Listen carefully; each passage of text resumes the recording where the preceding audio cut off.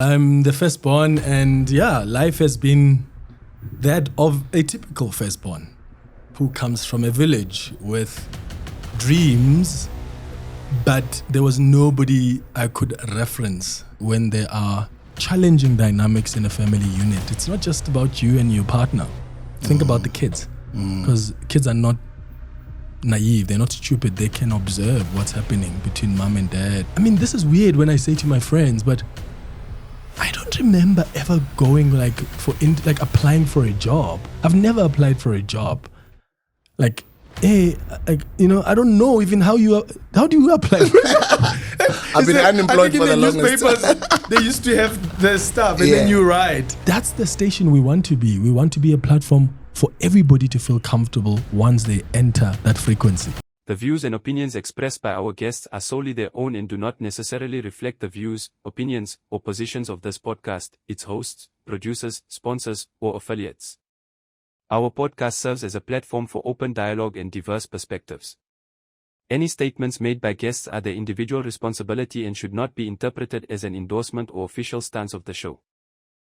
Broadcaster extraordinaire, amazing radio show in the morning, the CLEMENT MANYATHELA show on 702 radio, and also on SABC. He's also part of the family right next door. I've always been interested in his journey and how he started his career. Over the years, he's done extremely well for himself. And for those that live in Gauteng, you're very familiar with Clement's show. And I'm sure everybody else, the rest of the country, you do watch his show also on television. Amazing, brilliant mind. You always just want the background of these people. Where are we from? How did we start these things? And as hustlers here, it's always nice to learn from people that look like you and I, and people who are still building, who are very impactful voice in the culture, in the country. Clement has become one of those voices, and I'm very proud of you, my brother. Welcome. Thank you very much. Thank you so much. I appreciate that. So, Manje, too kind. I'm returning the favor. Thank you for having me on your show the other day. No, it was lovely. Thank you for coming through. I enjoyed the invite, and I didn't tell you the dress code. We don't have a dress code on the podcast, but I just found out, I know now we're going to be Pagania. Hey, a proud one for that matter. I'm the type that's gonna, because I grew up in a family where my dad and my younger brother were Kaizer Chiefs supporters. And there was a time when Kaizer Chiefs was like the mighty Kaizer Chiefs. Yeah. They were winning every game. Glory days. And we didn't hear the end of it at home. Like, they would come back and they're loud and they remind you that you've lost as Pirates, and they remind you of their successes. So I'm returning the favor now because, I'm a Buccaneer. We seem to be sort of back in action. Not sort of. We're back in action. Don't doubt every this. Time we win, and I'm always constantly reminding them. No, same here. And that's where I wanted us to start this conversation, the family that shaped you. Where are you from? So I am from Mpumalanga. A village called Falbank. It's in the KwaNdebele area. That's where I grew up. My dad is from Limpopo in Modimolle. His family is from there, and my mom is from Emapotla, KwaNdebele. So my dad is Pedi, my mom is Ndebele. They met and they decided to build a home in Falbank, in this village, and that's where I grew up. I grew up with my grandmother first in Emapotla for about 6 years. And then I moved over to stay with my parents. So that is the family that has shaped who I am. I'm the firstborn at home. Oh, you're firstborn. Okay. Exactly, yeah. Yeah. Because there's a lot of deputy parents. Deputy parent, yeah. So I'm the firstborn, and life has been that of a typical firstborn who comes from a village with dreams, but there was nobody I could reference. Like, I wanted to be on television, but I didn't have anyone in my community who's ever been there. So there was that constant anxiety at the back of my head that, is it even possible? Because I struggled to find like a reference point. And I mean, of course, you don't need to find a reference point in your community. There are many other people that can inspire you. But in that moment, you're so limited. You think, because of the lack, you think the village and what you see here, this is life until you get out. Skela? I went to school there in the village. I went to a primary school there. They called it Ekupagameni Primary School. I went to a secondary school there called Mbuduma. I went to high school there called Salagahle High School.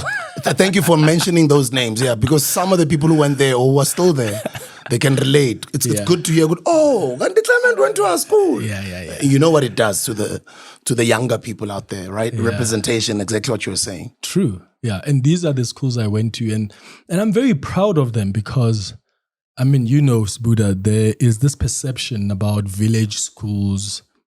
And as much as some of it is true in that they don't have a lot of resources. I mean, I went to a no paying fee school. So, I mean, Bespatela, 50 Rand is school fees a year. And that's it. And then you get textbooks for free. Like it's a government school. And there's this perception that, people who go to those schools, they don't tend to really make it. Like it's exceptions. And if you really want your kid to have a brighter future, take them to a private school or a former Model C school. And as much as that may advance their chances, I do think that we've got some really good public schools that have produced some really good students who have gone to do great things. And I think we must appreciate those because we still look down on some of these schools. And that's not to say they're perfect. Of course, they need support. There must be better teachers that are hired there. They must be paid better. But also infrastructure must change. But at the same time, there are schools that have produced the best with the small resources that they have. That's why it's always important to listen to people's stories, right? Because, as I said, village schools and Kasi schools are sort of similar in terms of lacking resources, what they produce at the end. But then you find some great people who become awesome in the world. I was no, Eastern Cape in some village, and I studied at this school. And I guess sometimes it also has to boil down to the upbringing of the parents. Yeah. Right? Yeah, it does. Sure, the upbringing. So I was blessed to grow up in a family. My mom was a teacher. My mom was bekafundisa isiNdebele in high school. And I think life orientation at some point. Yeah, LO. Maybe agriculture as well, yeah. And so you can understand, like she's someone who wanted to make sure that school. Like, because for 6 a.m. at 3 a.m. in the morning to go study at Tsipa. And that's how you get woken up. Yeah. Because for them, that's how precious school is. And they come from families where it's a blessing to be given an opportunity to go to school. But also, not every family was able to do that. And they don't want us to take that for granted. And I've got my dad used to read a lot. In fact, my interest in the news, I would probably credit it to my father because every single day, that guy had the Daily Sun. Every single day, yeah. And he used to call in on the radio station, which he still does, by the way, on Thobela FM. There was like a late night show in the evening where he was known, like in the a regular call. Manyathela, who always calls on the station. So I think I picked up those things. I was like, oh, this is so fascinating. That's so interesting. And he was forcing us, like he would get us to read the Daily Sun and explain to him what that means. What are they saying there? Because he was trying to educate us and get us to learn how to read for understanding through newspapers. So I think that upbringing, having my parents with those interests, actually somehow helped me position myself for what I ended up doing later in life. So you grew up under a home with both parents. I grew up That's with what both you parents. Yeah, they were there physically. And if we're going to talk about emotional presence, is a different thing. And that's not to, lack of emotional presence doesn't necessarily mean there's lack of love. But I think I grew up in an environment where I never really had a relationship with my dad, but he was there in the household with us. There's just never been that kind of relationship because there was a time when, fathers were, when they walk in. Strict. We are Rumin, man. You are we are Saba. And then that was Mr. Clement. Hey, you have to jump. What wrong did I do? And that, I think he was like a father like that. He was very strict. Very, very strict. So. They were not telling you. Oh, absolutely. Sometimes I'm yes.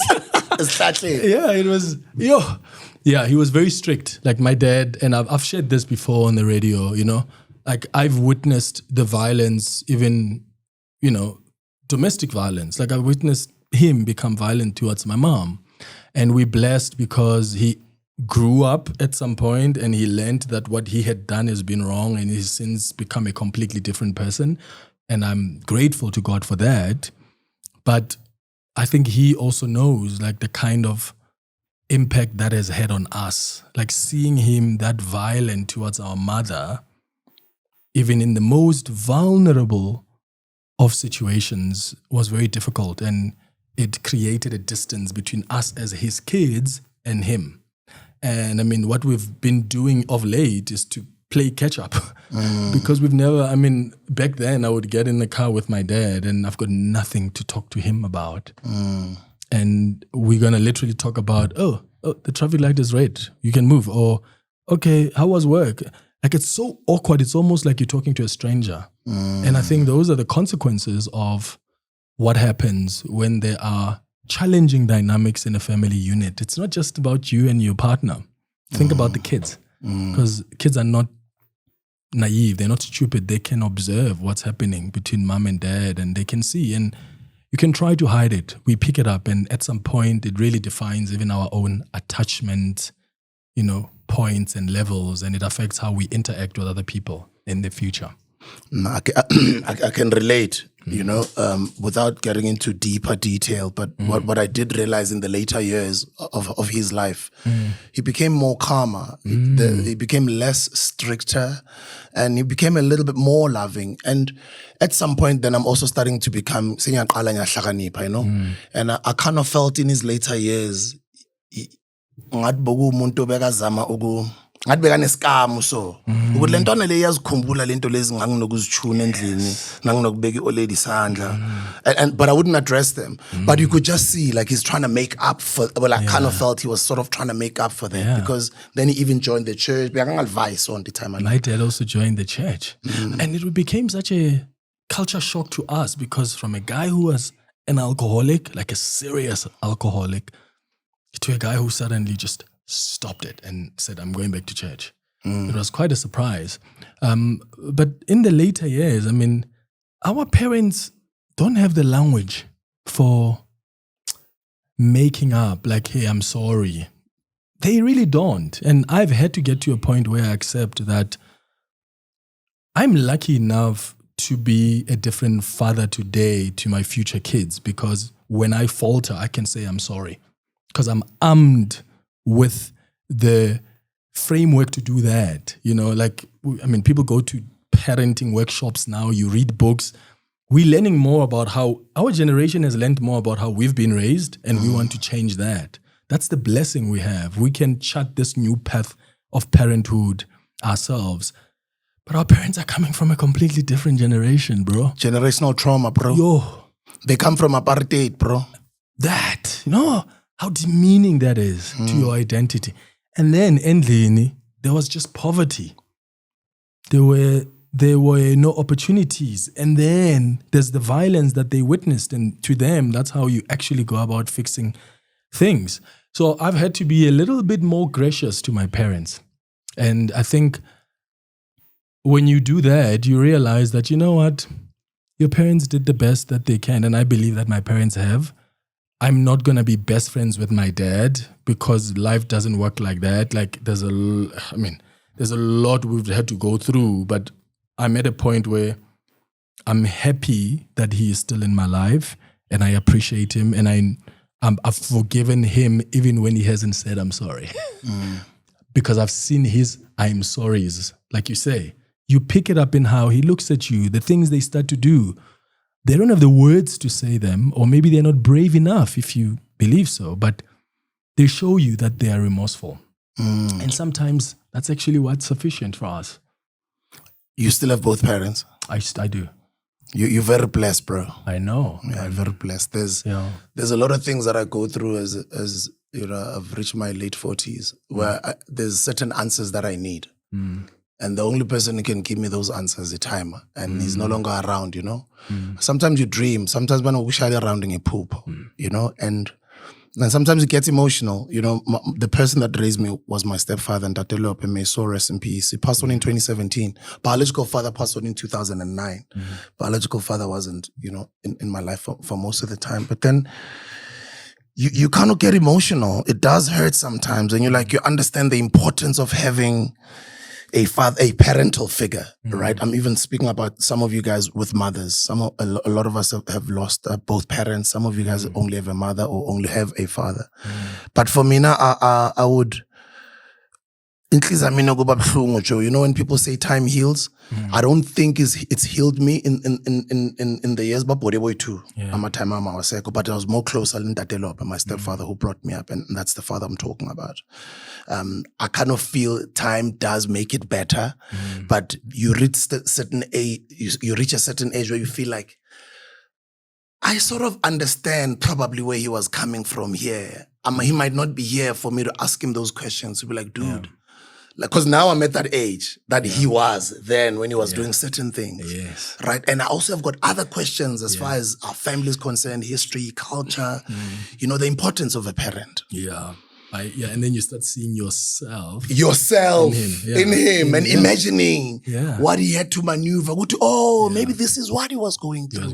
Maybe he wasn't opening up because of, you know, you can just only imagine for me. That's why which is why then if you're blessed enough to still have them, find an opportunity to improve the relationship in some way. And look, there are some relationships with parents that are so toxic that the best way is to leave. And there are people who will say, I can't do that. I mean, this is a person who's violated me since I was a child and I can't be in the same room with them, whatever the situation is. So people, of course, can determine what works for them. But my therapist once said to me, and this is the moment I decided I need to, because I used to be angry at my dad. Like, I had blocked his number. I wasn't talking to him. I would just talk to him when I get home to visit. And I'm like, Dumelang, lekai, I'm out. You know, I'm not interested in having a conversation because I'm so hurt by the things that he has done. And I got to a point where one day my therapist said to me, tell me, what about your mother? What has he done that's wrong? And I looked at her and I said, how dare you? What do you mean? Yeah, that's my the angel. Queen of my life. That's my angel. He's like, I don't know about that. Like, have you thought about 1, 2, 3 and these decisions that she's taken? And I was like, no, but of course there's justifications for that. It's like, okay, so it's okay then to justify your mother's actions, but we can't justify your dad's actions. And that is the moment when I made a decision, because her advice to me was, you'll never be best friends with your father. The relationship is likely never to be better. All you need to do is to accept that that's your dad and they did the best that they can. And that's the decision I made, that I need to stop the fury. That's actually when I realized that my mother as well is not an angel. Because sometimes we need heroes. Because your dad is violent, can be toxic in the household, as a child, what psychologically makes sense for you is to find a little hero that's going to be always your hiding place. And that becomes our mothers. And they're easy heroes because they're the ones that are at the receiving end of the violence. So that becomes like, that's the person I will always run to because I know there's protection there always. We don't see them as wrong. And our mothers are human beings. They are, like, they can also make mistakes. They can also make the wrong judgment. But we never want to confront some of the things our mothers, the decisions they've taken that didn't work for us, because then that exposes that they are not beyond reproach. They are normal like you and I. And I think that's a disservice that we do to our parents by looking at them as just our parents. That's not why they exist. That is not. You don't only exist because you've got kids or to care for your kids. That's not how life works. You exist to be part of this human experience. And part of this being part of this human experience may lead you to procreating. And when you procreate, it may lead you to being a father or a mother. But at some point, that stops because your kids grow up to go start their own families, to be their own mothers and fathers to their own children. You are left to continue with your life, to show you that you're not just here to be a parent. And I think the minute we start seeing our parents as, oh, they're human beings who came here, who can make the same mistakes, who are going to have kids and maybe do it right here, maybe not do it right there. And we need to be gracious towards them. That's it. And that's what I've had to learn. And I find a lot of people who tell you, only now that I'm older, I start understanding that there may have been things that my mom has been telling me all these years about my absent father. I'm talking about people now who've had, let's say, for instance, absent fathers. Yes. With all along, I hated my father. Yeah. But now that I'm older, I'm starting to understand a lot of things. I probably might have been unfair to my father because I don't know what happened between the two of them what my mother has been feeding me all these years about my father. Or your mom was also unfair in what she fed you about your father. Because as a parent, you have to think about the best interest of the child. And yes, there's a age appropriately to talk to kids about the truth about their fathers, because some kids are always hopeful that daddy's coming back. So sometimes mothers have to say, actually, he's not. He doesn't want anything to do with you. But you know, sweetheart, there are instances where women have used stories to justify why they've even, for instance, blocked the father from seeing the child, or why your father is not here. When in fact, maybe the father made a mistake. Maybe the father cheated on her. She got upset and said, that's it. You are no longer going to have contact with us. That's not in the best interest of the child. You have been betrayed as the mother of the child and as the partner of this person. But the child is a separate entity here. And the best thing to do there is to find a way for this child to have a relationship with you as the mother and the father. But because you are driven by hate, you start putting in stories in the child that so that he can see his dad as the enemy. And sometimes it's some women who do that, some mothers who do that. And it's okay to look at that and say, no, that was wrong. What I'm trying to say is mothers are not perfect. Our fathers are also not perfect. We are not perfect. We're here to be part of this human experience, and we are going to make mistakes. And always remember that your dad, be interested in their lives. Like, do you know what sports your dad liked? Like, do you know what school he went to? Do you know who his first girlfriend was? Like, who broke his heart? Do you know that? Like, No, I who was don't. your mom's first boyfriend? I don't. Why don't we know those things? Because we're not interested in our mothers and our fathers beyond them being parents to us. And we need to be interested in people for being human beings. And the minute we start seeing our parents as human beings, the more we're going to find out. I found out my mom wanted to be a nun. Yo. I wouldn't be here, bro. Yo, daughter. My mom wanted to be a nun. And I was interested in that. Like, I probed. Okay, why? And what changed your mind? Like, I'm interested in things. Did you have a boyfriend before? Oh, this was your first guy. Yeah. How did he convince you to move away from being a nun? Was he just hot? Or what? Like, I'm interested in things like that because I see that, oh, my mom was actually a human being. Like, she met a guy, fell in love, never thought she would have kids. And she was like, okay, let's do this with this guy. And here we are. Sure, bro. I like what you're saying. Like, so good.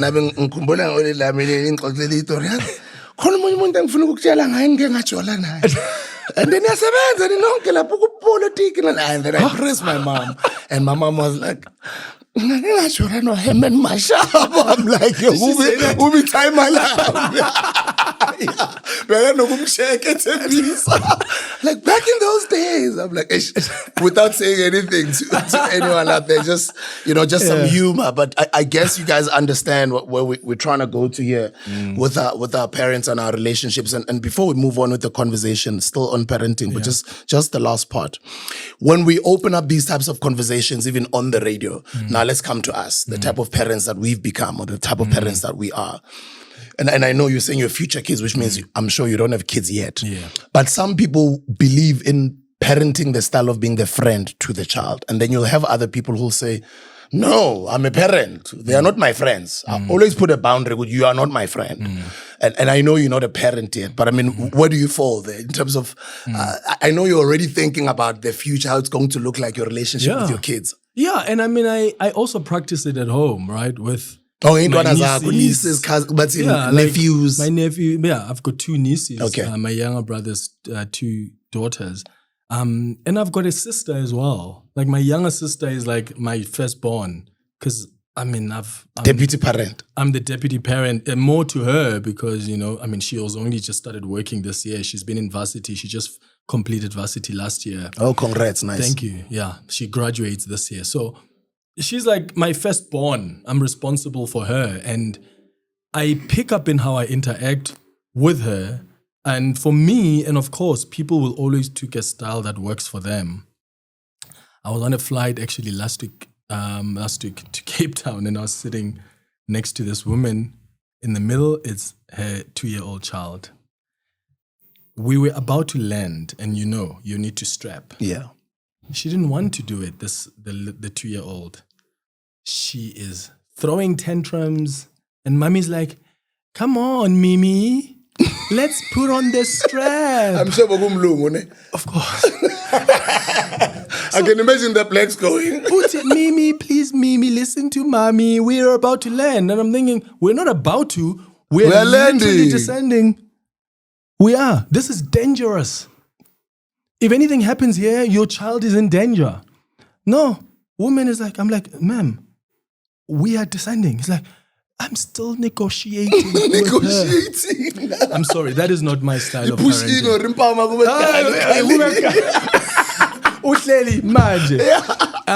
So that's not my style. I don't think I appreciate that.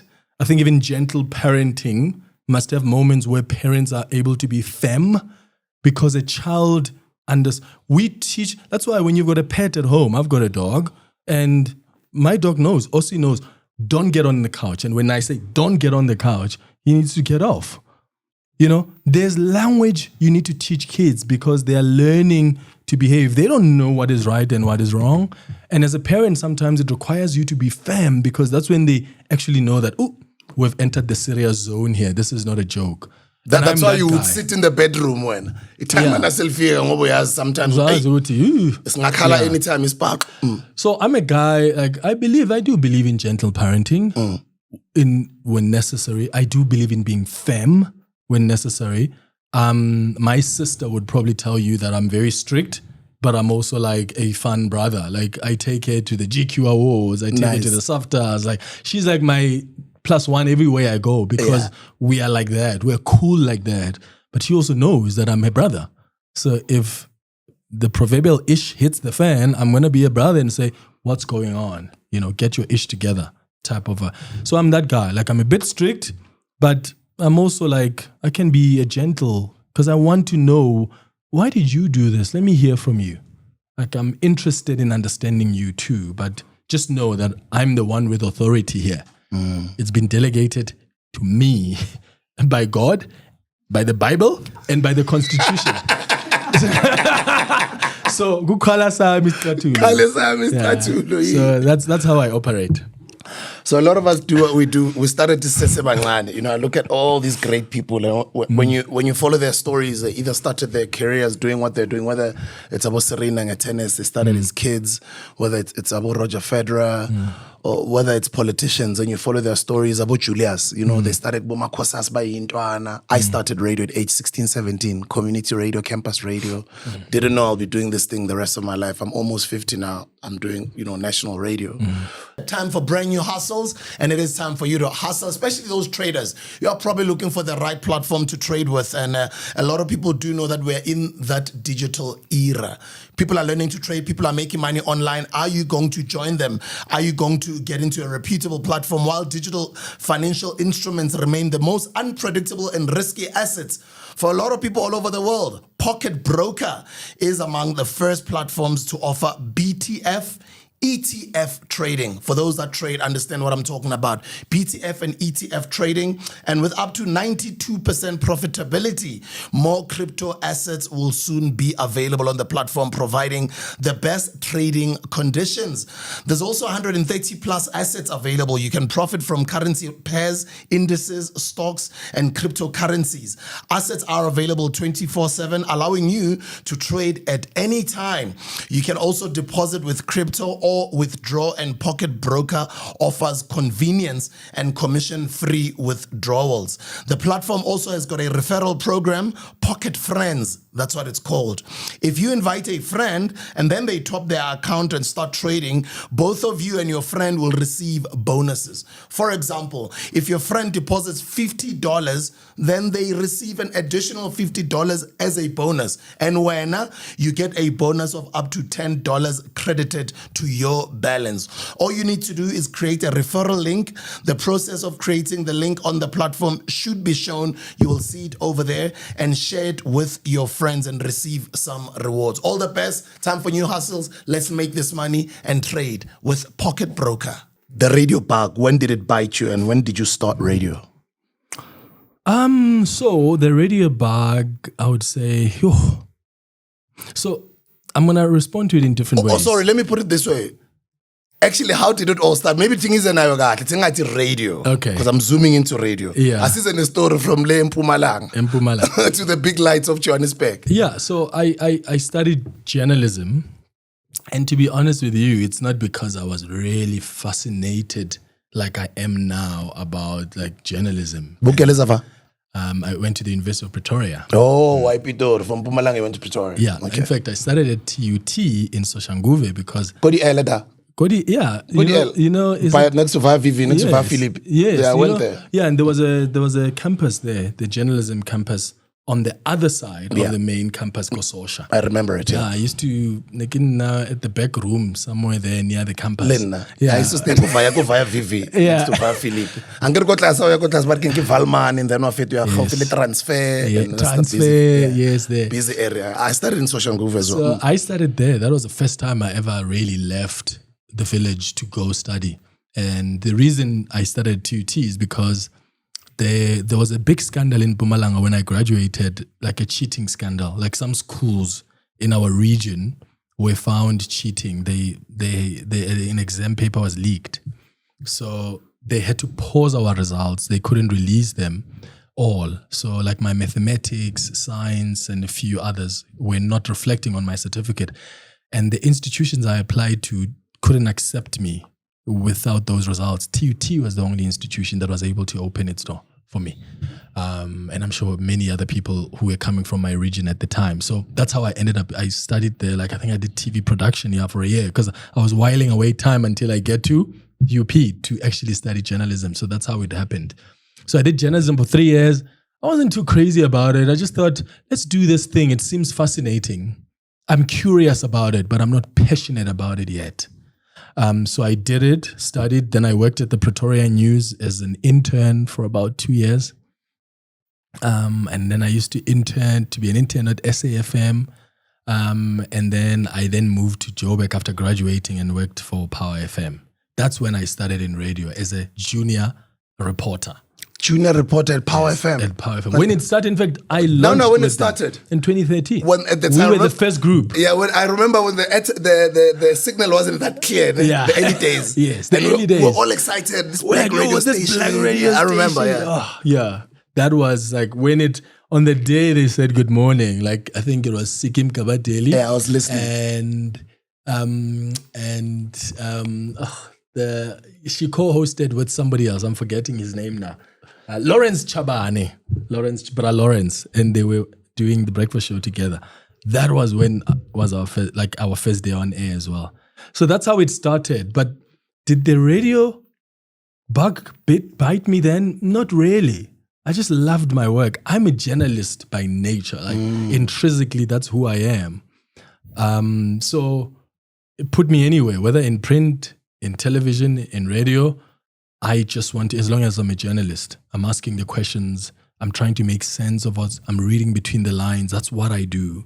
So even at Power, it was like that. I just loved just my job. It wasn't so much about the medium. I don't know if that makes sense. I understand. Even when I moved to ANN7 at television as a reporter. ANN7. You worked at ANN7? Oh, I remember. You're in Midrand there by Olifantsfontein. Yeah, yo.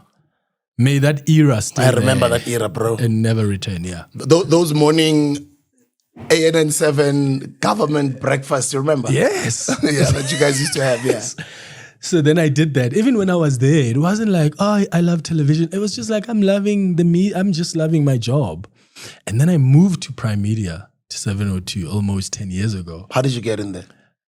I got a call from Katie that I must come for an interview. Funny enough, I mean, this is weird when I say to my friends, but I don't remember ever going applying for a job. I've never applied for a job. Like, hey, I don't know even how do you apply for a job? I've been unemployed for the longest time. They used to have the stuff and then you write. But I've been blessed enough not to, because even at Power, as much as I had just finished varsity, there was someone who said, hey, at SABC, because I was an intern at the SABC, and he says, hey, there's a radio station starting there, hey? They've said I must tell you to come and be interviewed. And then I went, and that's how I got the job. So did at ANN7, poached from there, then poached to Prime Media, which is where I've been ever since. But I mentioned that because at Prime Media, they told me, come, you wanted to be a senior political reporter, which I did, and I enjoyed my job until one day I get a call from then, at the time, station manager Mzo, who says to me, hey, you sound so different when you do interviews with presenters, and I think we need to put you behind a mic and test you out. I was like, what? I've never really dreamt of something like that in as far as like news and current affairs are concerned, especially at this age. I mean, I was still incredibly young. And that's how it happened. And then I stood in for Stephen Grotes on the Midday Report. And then since then, I became the regular stand-in until I started doing the show. And then when Pratolani Kwala, may God rest his soul, died, then I took over that show. And that's when the radio bug bit me. Sure. What an interesting story. So your work spoke for itself. So I hope those young guys are listening out there. Sometimes you're not going to go looking for a job if what you're doing it to the best of your ability, because the results will speak for itself. You never know who's watching. You never know who's watching. Isn't that what they always tell us? I'm sure in television, they always told you, you're as best as your last show. Your last show, bro. Was Chelly about 2 years ago. What did you do yesterday? What did you do today? This morning? This morning. That's it. You're going to be judged on that. Doesn't matter that you had the most amazing show 2 weeks ago. So that's it. And I think since then, oh my goodness, since I started doing radio as a host, I just began to understand it so differently. Like I understood the intimacy of it. I understood the companionship part of radio. And that has since been my first love ever since. And I think it will remain being that. You're very good, bro, I must say. Thank you. When we listen to you from the cars, you're a journalist, and that's a talk station. You've got people like us who do music stations. What I love with you is even just the way you sound on the air. And some of the things that people don't pay attention to. But when you're a radio broadcaster, those are some of the little things you listen to. I've had the pleasure of being with you in the studio. And just see how intimate you are with the mic. And that does come across when we are listening. It's like ngatu plomenati. So ngatu plomena wekaren. And that's the number one rule they teach us on radio. Don't speak to them. Speak to him or her. And that's incredible, because coming from somebody may so rest in peace. I was like, manjubani lo, you know? And in the beginning, I was like, I'm a radio guy. So when I'm listening, I'm like, the first year, I did not like you. I was like, rough around the edges.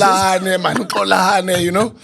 And then, bro, I think the past 3-4 years, bro, and I'm speaking for a lot of people, bro. You're really good at what you do, and I'm really proud. But I think it was sometime late last year, you were talking about celebrating 5 years of the show. 5 or 6 years, I don't remember. Yeah, last year was 5. This year we're doing 6. Yeah, and then you said something along the lines of, that got me in trouble. When I was like, it's been too long. And everybody's like, whoa, what's going on? And then bosses start calling you in the meeting like, hey, how are you? Are you okay? Are you okay? Is everything okay? I was like, whoa, guys. I was just saying that because, look, I'm a different person. Like, I've always had a vision. Like, I'm a very structured person. So when I get into a workplace, I've got a vision. Like, I want to stay here for 2 years, 3 years, and this is what I want to achieve. I'm out. And I think with everywhere I've worked, I've always wanted that. At Prime Media, when I joined, I thought I was going to be there for 3 years at most. So when it was like 3, 4, 5, 6, I mean, I'm going to my 10th year this year at Prime Media as a business. I never thought I would ever stick with a company for that long. So when I heard, oh my God, we're celebrating 5 years, I was like, part of me was like, yo, you were not meant to be here by now. It went by so quick. It goes by so quickly, but doesn't time do that when you're having fun. Yeah, it does seem like yesterday But when you're starting. I appreciate what you're saying about what happened in the beginning, because I think that in itself is also a lesson. Because some people write themselves off too quickly. Or we write other people off too quickly because the first 6 months didn't work, or the first 3 months or the first year didn't work, and therefore, and then you're completely written them off. But actually, they lay an opportunity for someone to improve and learn until they get to a point where they master it. And I have gotten the raw end of the stick when, especially not even when I took over from Xolani Gwala, because that was okay. Like, I didn't get any like voices or people on social media going, why are you putting this guy here? You know?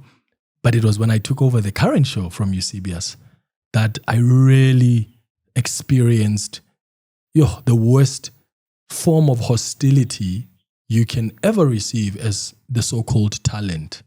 And I mean, I've always consistently rejected the show that I'm doing. I never wanted to do it. It's never been on my radar. So when they asked me to do it, I was like, I don't know. I don't want to. For 3 weeks, they kept saying, go, think about it. I asked for leave just to go think about it. And I came back, and ultimately I consulted people, and I prayed about it, and I decided I'm going to do it. But the amount of hatred I got from people who were calling in and telling you, you are not like the previous host, or if the previous host was here, would do this, or no, things are done this way here, or someone on Twitter who goes and tweets and says, what a useless person on the radio, they don't know what they're talking about, because you're scared in that moment, but also you're taking over from someone that you've also admired. That messes you up in some way. So it was really tough starting this job. And I am so proud. And I think one of the reasons I've kept it this long and I've stayed is because I'm really proud of what we've been able to build. And the lesson for me came when I decided I want to build my own community. Because I was too obsessed with the community that already existed. This show had these kind of listeners, and I need to appease them. That's the biggest mistake you'll ever make. Especially when you take over from someone on television, on radio, or even at work. They did things differently and they built their own community. It's very easy and cheap for you to just want to take over that and make yourself lovable to them. That's not how it works. You do the groundwork. Groundwork means you start from scratch. Like, I tell you who I am. This is what I am. I'm a Christian guy, or I believe in this, or I don't believe in this. But you and I can have a conversation and disagree with each other. Or I don't like people who do this. I like people who do this. Take it or leave it. That is, if you're going to be part of our community, you agree with those values and the principles of then that's it. We build our own community. And that's exactly what we've done over the last 6 years. You've done it perfectly. I experienced the same thing when I rejoined radio with Grootman Clan moving to Kaya FM. And then me at the time, I'm excited. I'm back on radio. At least I've been in the industry for quite some time. People who used to listen to me back then, they've grown. It's fine. I'm DJ Spoo. I'm gonna do this thing. Hey, I experienced the same thing. Manje, thina sifuna uClan, man uzosibangela umsindo umsekeze. Because I'm not umsekeze, guys, this. Hey, and it went on for a while, bro. Yeah. Maybe over a year. Maybe the first year, it wasn't that easy. How did you navigate that? Because stuff like that can chip away from your confidence even on the radio. And listeners at some point pick up when you're not confident, when you're not owning this mic and this space is yours. I find that they can pick it up. I totally agree. How did you navigate that? For me in the beginning, I was like, I'm going to I'm going to humble myself and build a rapport or chemistry with the team, right? Because then I understood the contract says you're not coming with your people. We just want you. We already have a team. We're fine. It's only Glenn that's leaving. It's not the whole team. So you're going to have to make this work. Yeah. And it took us about a year at least. Yeah. Maybe the guys can say something different. They might say it took them 6 months, maybe, or maybe a little bit longer. I don't know. But for me, I kind of felt good to know. This thing is ours now, was now, like the second year. So I'm now, it's what now? It's April is about to start. So it's exactly 2 years I'm at 2000. So the first year was getting myself familiar with the team, creating that rapport, having consistent Snoop sessions, going out with the guys, organizing team whatever, getaways, and just with the sazani, man. Because sazani, nathi. You know, there might just be a perception with, I lozo celebrity, whatever, so let's in. And then once we started understanding each other as normal, ordinary people, and then the nickname started coming, I Scoopu, and then I can see, okay, at least now we're starting to gel, you know, there's no Kwerana, we can laugh, you know, we can, you know, how's your daughter, you know what I mean? And then I was like, okay, cool. The listeners, gangan also. In the beginning, they were like, yeah, what happened to that feature? Glenn used to do it this way. You guys are messing it up. But gangan, you can also hear the listeners are like, hey, man, and then at some point I kind of felt, let me move on to an opportunity that I was being offered elsewhere. And then, you know, there was a little bit of man. I see. And then since then, it's just been beautiful. I kind of feel, no, man, 2000 is my station. And ain't angazami, the type of music and the ambience, it's beautiful. So it's also taken me some time. I agree with you. It does take a bit of time. Some people, you need to give them a bit of time. You know, people who understand radio will even say it takes at least 18 months to build a radio show. Absolutely. And I think it's also okay for there to be other people that are going to think, that's not my cup of coffee. You're not going to be everybody's cup of coffee. Not everybody who listens to you is going to think, oh, this guy is brilliant, or oh, great mind, or oh, speaks well, or, you know, I love how he sounds. No, some people are just going to feel like, because even with me, I've got hosts that I just think they're not for me. Not that they're bad. It's just like, I don't enjoy listening to them because I don't get 1, 2, 3. And that's okay. And I think accepting that was also the biggest lesson for me, is accept that there are people who are going to leave the show. You do your job.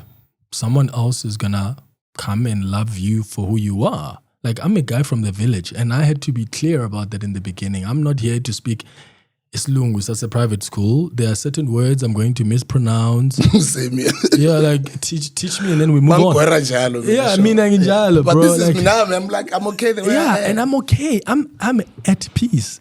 So you must know who you're dealing with here. You're dealing with a guy who's ambitious, who, yes, is not perfect by any measure, doesn't speak the perfect English, because you have to understand also 702 and where it comes from and the kind of hosts it has had, the kind of listenership it has had.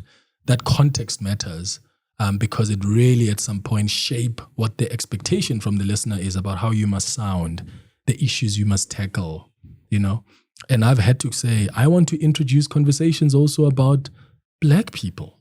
Vacant piece of land available in the north of Johannesburg. Good amenities around Lanseria Airport, N14 Highway, a Cradle of Humankind, Silver Star Casino, Bears Nodier and College Road. That's corner Bears Nodier and College Road.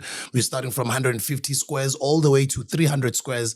The value of the land is currently sitting at 450,000 rands, but it is available for you at a special of just 200,000 rands. Just 200,000 rands. The vacant pieces of land are available.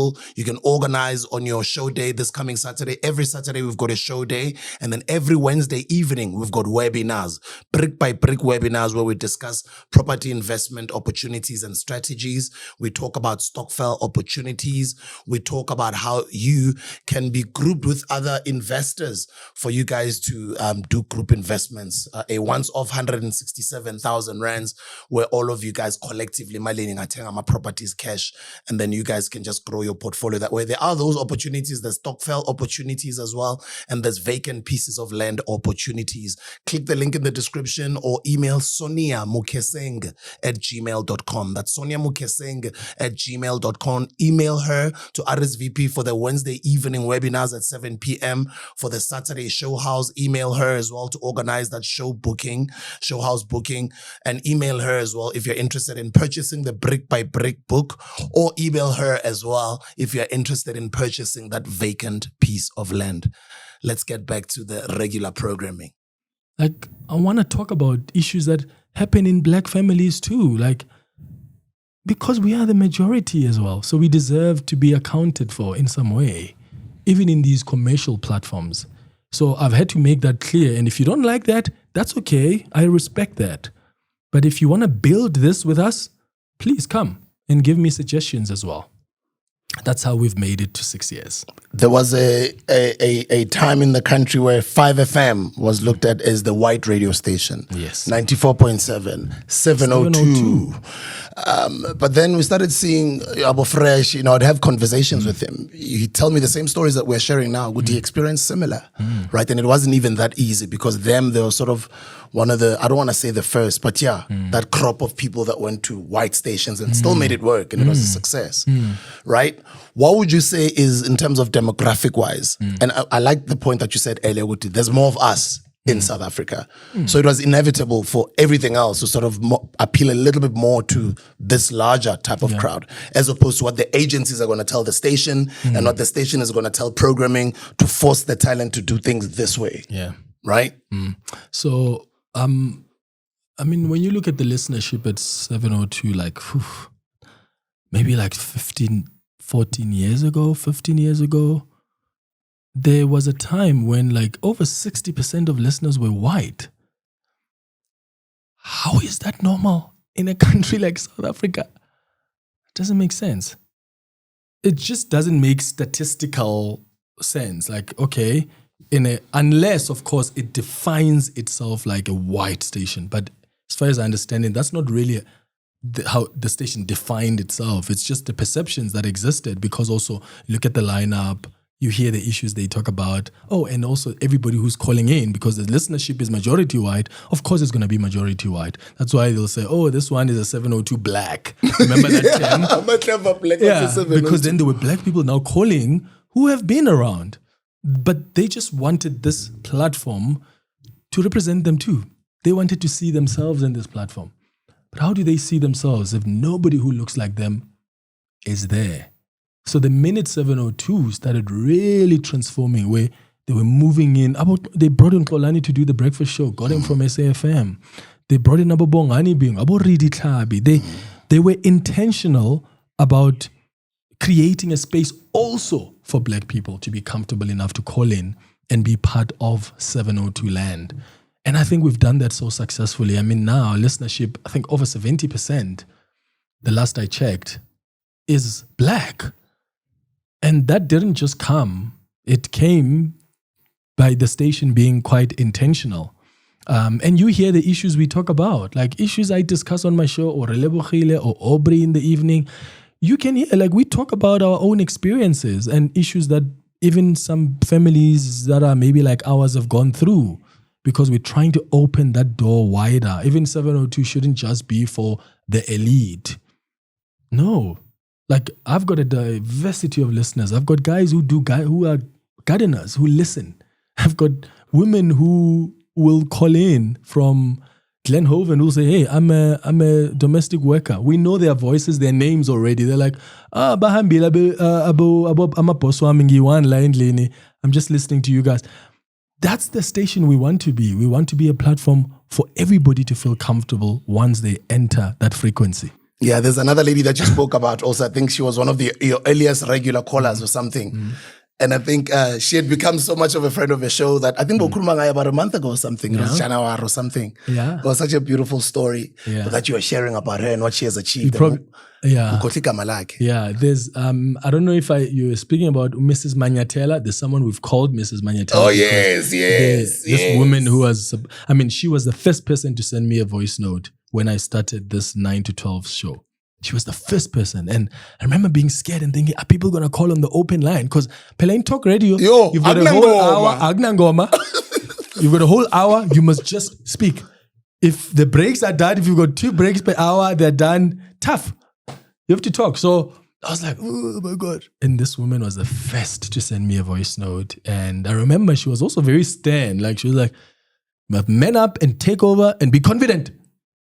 you go black boy, and I remember that so vividly. So since then, me and the technical producer I work with, Abel, since then we've called her Mrs. Manyathela because she used to send voice notes every single day. Yeah. The other day in Travan in Dona Mekarin, and then in Dona Miti, Bongani is not around. Clement, so I'm switching on the station and you know, there's a stand in. Yeah. And then usually sometimes when there's a stand in, not that you'd immediately change the station, but there are some times where I just want to hear you. And if I don't hear you, then at the time, Dr. Ndlozi, that's it. I'll just go to Dr. Ndlozi at Power FM, right? So in Donamit, why don't you stay? I'm like, Clement, you know? It's like, oh, so is this what you expect now? I'm like, well, you won't really understand, but you know, and then I had to explain whatever I explained. Yeah.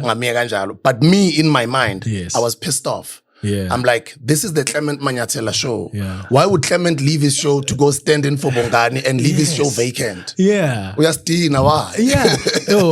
And then in my mind, I was like, isn't his show to him more important than Bongani's show? Right. Why don't they get another replacement over there? And then you know what Ntonam said? He said, no, it's clear. He's already showing you good. He's fit enough for breakfast. I'm like, oh, you're saying yeah, so at 702, I mean, I always try to fight that, especially in the beginning, until I lost the fight. But I used to fight it, of course, because any presenter cares about their show. That's their priority. Don't tell me about another show. I care about mine. You know, like when the world is changing and Trump is invading countries, and I want to be on my show to talk about it because I've got a whole hour to talk to the listeners about it, and I enjoy that. I love long form radio. I love the open line. Yeah. Whereas I find breakfast to be very short form. It's quick and there's no time to be analytical. And I think our show gives us an opportunity, especially on the open line, to be more analytic. So as opposed to just tell you what's happening in Iran, what Trump did, and Israel, I'm more, this is what it means. These are the things to look out for that you may forget. This is what they've done in the past. So then that gives you a whole context so that when you make up your mind about what's going on, you've got the context. So yeah, but at 702, how they do things is they've got they used to have what they call regular stand-ins. And for them, that is to ensure the consistency of the sound on the station. So I was the regular stand-in for the breakfast show. At some point, Aubrey Masanga was the regular stand-in for my show. And then when I started complaining that you're moving me from my show to breakfast, then they brought in Mendy Wiener as one of the regular stand-ins for the breakfast show. So there's a room to negotiate a bit, but when the station says, because the breakfast show is the important show of any station. Yeah.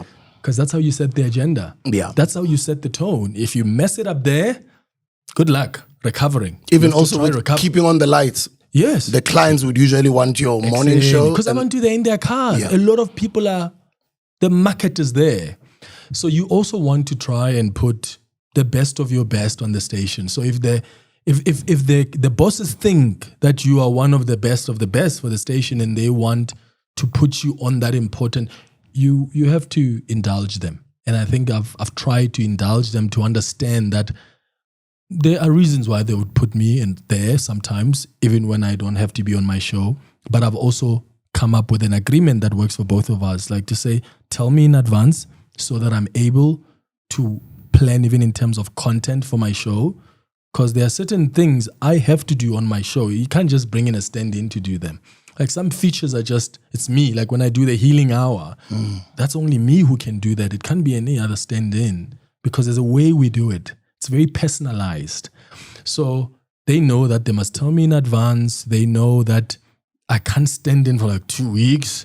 It has to be like, oh, there's an emergency. Help us here while we find a plan.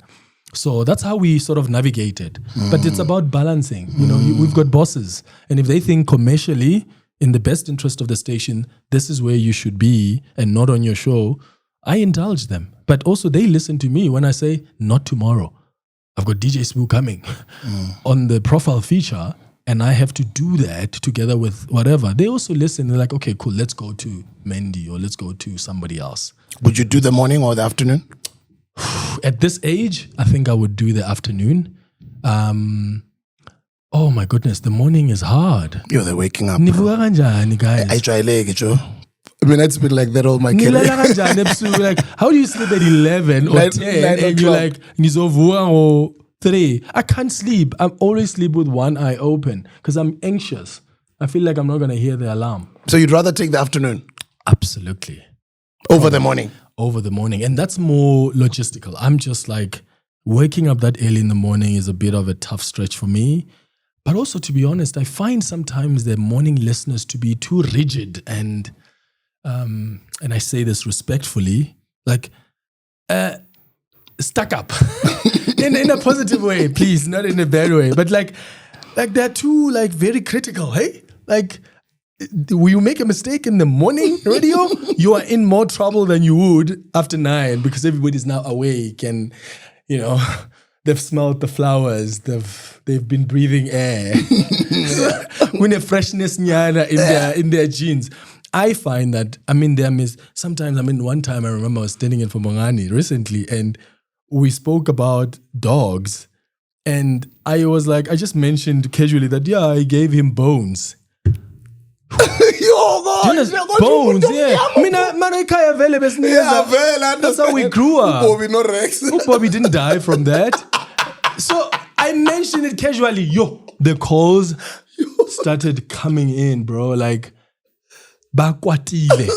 Do you know you're not supposed to do that? How dare you? Oh, so you see, whereas if I was on my show, my listeners know me. Like, we'll laugh about it, or if it's a moment that is a teachable moment, someone will come in and teach you about it, and like we move on. It's not like a.